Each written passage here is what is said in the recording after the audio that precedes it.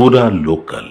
So ఇప్పుడు 2025 ఇప్పుడుకి సంబంధించి జూబ్లీ హిల్స్ లో మళ్ళీ బై ఎలక్షన్స్ అనేవి రాబోతున్నాయి. ఎందుకంటే ఇప్పటి వరకు బీఆర్ఎస్ పార్టీలో ఎమ్మెల్యేగా వస్తున్న మాగంటి గోపీనాథ్ గారు మరణించిన తర్వాత ఈ ప్రాంతంలో మళ్ళీ బై ఎలక్షన్స్ కండక్ట్ చేసి కొత్త ఎమ్మెల్యేని అయితే ఎన్నుకునే పద్ధతి అయితే ఇప్పుడు నడుస్తుంది. అయితే ఇప్పుడు ఈ ప్రాంతంలో ఎవరు వచ్చే అవకాశం ఉంది? ఆయన చనిపోయిన తర్వాత ఇక్కడ ఉన్న ప్రజలు అసలు ఎలా ఫీల్ అవుతున్నారు? ఎవరికి ఓటేద్దామని అనుకుంటున్నారు అనే విషయాలన్నీ కూడా ఇక్కడ ఉన్న స్థానిక ప్రజలను అడిగి తెలుసుకునే ప్రయత్నం చేద్దాం. నమస్తే अंकल। नमस्ते। तो ये पूरा बोराबंडा जुबली हिल्स के कॉन्स्टिट्यूंसी में आता है ना? हाँ आता। అవి మాగంటి గోపీనాథ్ తో మరిగా ఆయన చనిపోయిన తర్వాత ఈ ప్రాంతంలో రాజకీయ వాతావరణం అనేది ఎలా ఉన్నది? అదే మా క్యాండిడేట్ నిలబడితేనే మనం చెప్పొచ్చు ఏ క్యాండిడేట్ మంచిగా ఉన్నాడు, ఏం పని చేస్తున్నాడు, అది మనం చూసి చెప్పొచ్చు. గోపీనాథ్ అనేది మంచిగా ఉండే, దాని తర్వాత దాని ముందు బీజేపీ అది కాంగ్రెస్ ఉండే పి జనారెడ్డి, ఆయన కూడా మంచి పని చేసినాడు ఇక్కడ బోరాబండ కాన్స్టిట్యూషన్.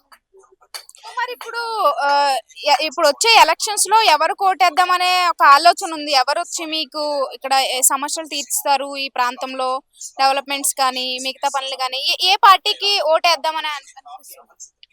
అదే క్యాండిడేట్ చూసి వేద్దాం ఓటు. ఇద్దరు పార్టీ అయితే మంచిగానే ఉన్నది.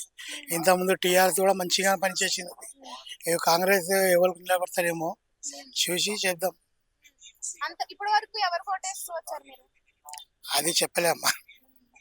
వేసినాం, ఇద్దరికి వేసినాం. అంత కాంగ్రెస్ కలిపినాం. ఇప్పుడు గోపీనాథ్ మంచి మనిషి ఉండే, మాతో ఇక్కడ వచ్చి మాట్లాడేది. ఇద్దరు ఏమన్నా పని ఉంటే పోయి కూడా కలిసినాం. మంచిగా ఉండే, మంచి మాట్లాడుతుండే. పి జనారెడ్డి కూడా మంచి మాట్లాడుతుండే ఎవరు లేకపోతే. అలాగనే ఈయన మంచిగా ఉన్నాడు. సో మరి ఇప్పుడు మాగంటి గోపీనాథ్ వాళ్ళ ఇంటి నుంచి అంటే వాళ్ళ ఫ్యామిలీ మెంబర్స్ ని నిలబెడితే కనుక ఓటేసే అవకాశాలు ఉన్నాయా? మంచి పని చేస్తారంటే అదేం ప్రాబ్లం లేదు.